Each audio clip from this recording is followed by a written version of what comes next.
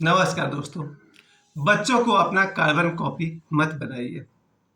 मैं देखता आ रहा हूँ कि जो हम जानते हैं वही अपने बच्चों को सिखाते हैं। जो हमारे माता पिता जानते थे वो अपने बच्चों को सिखाते चले गए और इस चक्कर में बच्चों को ऐसी ऐसी गलत बात हमने सिखा दी जो हमें खुद ही नहीं पता था।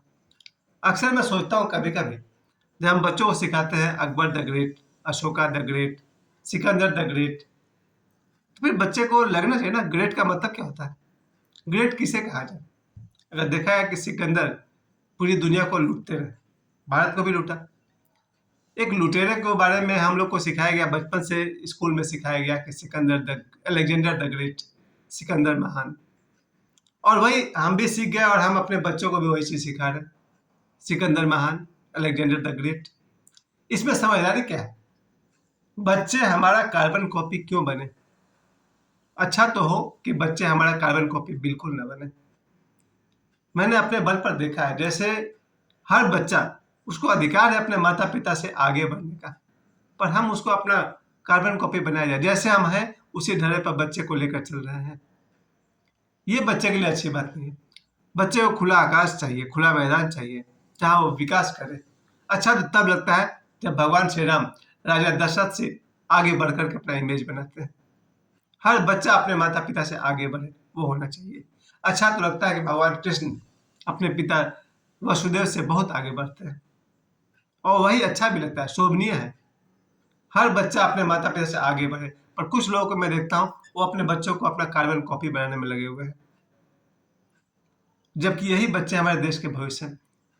आज मैं ऐसे ऐसे देखता हूँ, आज ही की बात है, कश्मीर में आतंकी हमला हुआ है और जिसके जवाब में सैनिक अपना काम कर रहे हैं। जरा सोचिए, परिस्थितियां रोज बदल रही है और हम अपने बच्चे को अपना कार्बन कॉपी बनाने में लगे हुए हैं। कैसे चलेगा? पर परिस्थिति प्रतिदिन ऐसी है कि हमारे देश पर एक से एक मुसीबत, और हमारे बच्चे बस कार्बन कॉपी बनते चले जाए। कैसे मुकाबला करेंगे समय का? नहीं। बच्चों को खुला आकाश चाहिए, इसलिए सबसे पहले मैंने अपने ऊपर ध्यान दिया और मैंने पूरा प्रयास किया कि मेरे बच्चे मेरे कार्बन कॉपी नहीं बनेंगे।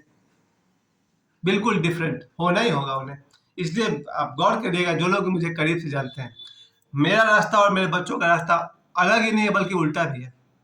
बचपन से आज तक मुझे किसी भी जान पहचान के लोगों ने साइकिल चलाते हुए नहीं देखा होगा, लेकिन मैंने अपने बच्चों को हमेशा चाहा, कई बार, शायद 5 बार 6 बार मैंने बाईसाइकिल खरीद के दिया। मेरी बच्ची भी जब बहुत छोटी थी, शायद 3 साल 4 साल की थी, तब मैंने उसको साइकिल खरीद दिया। उस समय दाम था 1600 रुपये का साइकिल, जब वो 3 4 साल की थी। चार भी नहीं होगी, तीन ही हो सकती है। ये मैंने इसलिए किया कि मेरा कार्बन कॉपी मत बनो। I am the failure. मैं एक तरह का असफल आदमी अपने आप को मानता हूँ भी। मेरी बेटी को मैंने अलग रास्ता दिया, साइकिल चलाना।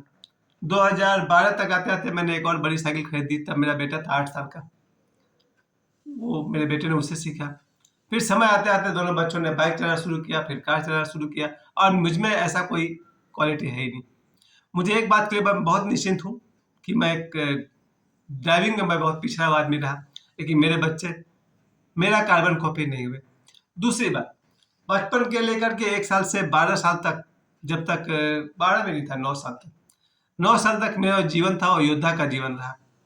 गांव पर जहाँ मैं रहता था वहाँ पर अखाड़ा था हम लोग का, वहाँ पहलवानी मैंने सीखा। फिर गांव का भोजन बहुत ही बढ़िया था, बल्कि देखा जाए तो मकई बहुत होता है छपरा में। मकई का भोजन सुबह, मकई का भोजन दोपहर में और मकई का भोजन रात को। जो लड़का मकई 3 बार खाता हो, और 9 साल में सोचिए कितना स्ट्रांग हो गया होगा। तो मेरा हेल्थ भी बहुत अच्छा था, लोग मुझे मोटू कह के बुलाते थे, मोटका, और ताकत भी था मुझ में। फिर 12 साल की उम्र के बाद से मेरी बर्बादी का ग्राफ स्टार्ट हो गया। लेकिन मेरे बच्चे, जहाँ से मैं शरीफ हो गया वहाँ से मेरे बच्चे बिगड़ गए। अर्थात मेरे दोनों बच्चे, मारपीट करने में उनकी समझिए कि आस्तीन ऊपर चढ़ा ही रहता है। एक तरह से देखा जाए तो मेरी बेटी किसी भी समय मारपीट करने को हमेशा तत्पर है। ये और बात है कि पीटेगी कम, पिटाएगी ज़्यादा, या इसका उल्टा भी हो जाए। पर मेरे बच्चे मेरा कार्बन कॉपी नहीं है। वही हाल मेरा बेटा का भी है। मुझे 4 बार तो स्कूल जाके माफ़ी मांगनी पड़ी, जब हेडमास्टर ने कहा कि भाई आपका बेटा ने फिर मारपीट कर लिया।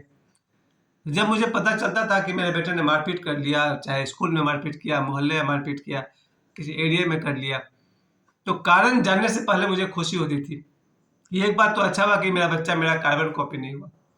बाद में मुझे समझना पड़ा था कि भाई करते क्या हो, कोई गलत काम नहीं करना।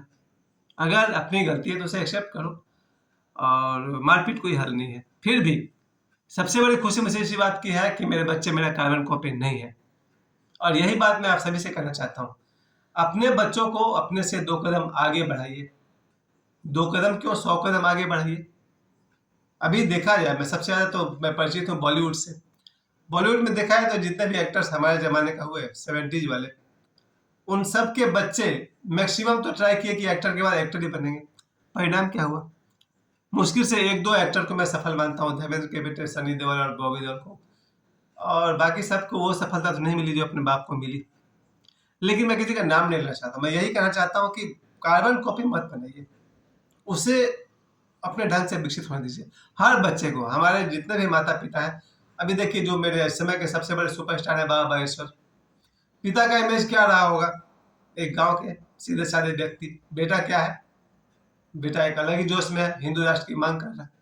बाबा बागेश्वर आज से 3 साल पहले पहला इंसान थे जिन्होंने हिंदू राष्ट्र की मांग की, ये जानते हुए कि 1976 में संविधान में परिवर्तन ला करके इसे भारत को धर्मनिरपेक्ष राष्ट्र घोषित कर दिया गया।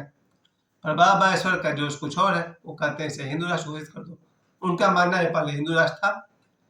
देवरा बाबा कहते थे कि ये तो हिंदू राष्ट्र है ही, जहाँ भगवान राम का जन्म हुआ, जहाँ भगवान कृष्ण का जन्म हुआ, वो हिंदू राष्ट्र तो है ही। फिर बाद में राजनीतिक कारणों से इसमें मुसलमान का प्रवेश हुआ, मुगलों का प्रवेश हुआ, अंग्रेज आए, फ्रेंच आए, डच आए, पुर्तगीज आए, जो आए उन्होंने कहा भाई, फाइनली 1976 में देश को धर्मनिरपेक्ष घोषित कर दिया गया। उसके बाद से ये बाबा बागेश्वर, इनका नया ही जोश है, ये कहते हैं भाई भारत हिंदू राष्ट्र है। खैर, मैं इतना ही कहना चाहता हूँ कि ये बच्चा बाबा बागेश्वर अपने बाप से 10 कदम आगे बढ़ा या नहीं बढ़ा, बढ़ना ही चाहिए। खुशी तब मिलती है जब बच्चे अपने बाप से आगे बढ़ते हैं। बच्चों को कार्बन कॉपी न बनाए। और ये मैं इसलिए मैं कह रहा हूँ, नेता, जितने देश के नेता होते हैं अक्सर अपने बच्चों को भी नेता बना डालते हैं। अधिकांश तो मैंने यही देखा है, जितने भी सक्सेसफुल नेता है, महात्मा गांधी से लेकर रामविलास पासवान तक, या कोई भी, लालू प्रसाद यादव जी हैं, इन सब के बच्चे सबसे पहले राजनीति में कदम रखते हैं, यानी जैसे पिता वैसा बेटा। चलिए ठीक है, अगर वही क्वालिटी है तो वो भी सही, उसका आध्यात्मिक कारण भी है। तो माँ बाप का गुण बच्चों में आना ही चाहिए, आ ही गया तो क्या हुआ। लेकिन मजा तो तब है जब बच्चा अपने माता पिता का कार्बन कॉपी नहीं बने। असीम संभावनाओं के साथ आपका बच्चा है। मैं अपनी बात कर रहा हूँ, मुझे लगता था शुरू शुरू में कि मैं एक लिमिटेड आदमी हूँ, पुरुष हूँ, तो पढ़ा लिखा हूँ, तो ऐसा हूँ, तो वैसा हूँ। लेकिन जब हम लोग ध्यान और योग में प्रवेश किए तो पता चला कि एक एक आदमी में लाखों करोड़ों कंप्यूटर के नॉलेज के बराबर नॉलेज रखा है भगवान ने। किसी भी धरती के सारे कंप्यूटर मिलकर के आदमी के एक दिमाग के स्टोरेज का मुकाबला नहीं कर सकते।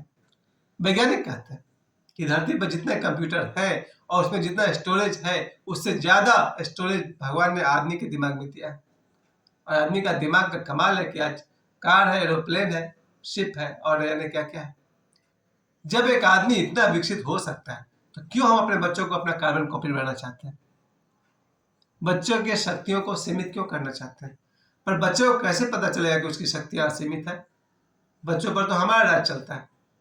कुछ माँ बाप बच्चों को एकदम से, और सबसे जो मुश्किल बात है और खतरनाक बात है वो ये है कि बच्चों को जो चैलेंज देना चाहिए, जो चुनौती देना चाहिए, वो हम देना नहीं चाहते। अवसर ने कहा है, और मैंने भी देखा है अपने जीवन में, अक्सर अमीर घर के बच्चे, उन्हें इतनी सुविधा दे दी जाती है कि वो रात भर सोएगा तो फिर एसी में और लग्जरियस बेड पर सोएगा, सुबह उठेगा तो उठते ही उसके हाथ में मोबाइल होगा और बहुत सारे सुविधाएं होंगी। यानी जो उसको मिला है उससे वो 2 कदम आगे चलने को तैयार नहीं है। इससे ज्यादा अच्छा वो बच्चा है, चाहे वो आइंस्टीन हो उस जमाने का या आज का बच्चा हो, जिसे जीवन में संघर्ष मिला, वो ज्यादा भाग्यशाली है।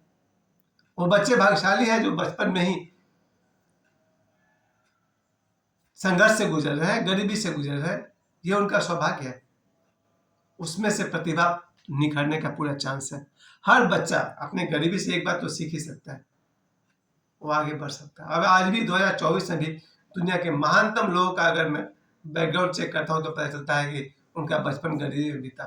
कोई बुराई नहीं है कुछ दिनों की गरीबी में, कोई बुराई नहीं है, उल्टा उसमें प्रतिभा को निखरने का मौका मिलता है। हमारे बच्चे उससे थोड़ा सा छोड़िए, थोड़ी रस्सी ढील कीजिए, जान दिए शेर को 4 कदम पीछे। शेर अगर 4 कदम पीछे गया है, इसका मतलब वो ऊंची और लंबी छलांग लेने वाला है।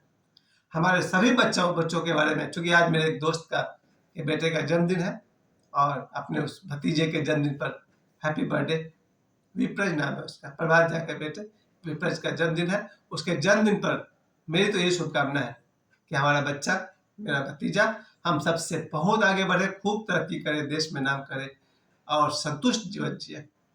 और इसलिए मैंने आज का ये वीडियो बनाया है। हमारे बच्चे हमारे कार्बन कॉपी नहीं बने, हमसे बहुत आगे बढ़े। समय देने के लिए आप सभी को बहुत बहुत धन्यवाद। प्रणाम।